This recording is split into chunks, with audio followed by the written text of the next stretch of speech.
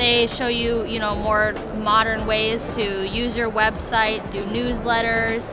The seminars are awesome. Shane Decker was great. He's the first one I went to yesterday. This guy Scott with a name tag, he's pretty awesome. People and the energy, and I just love your sort of renegade spirit of In-Store Magazine and bringing it to Chicago. It's great.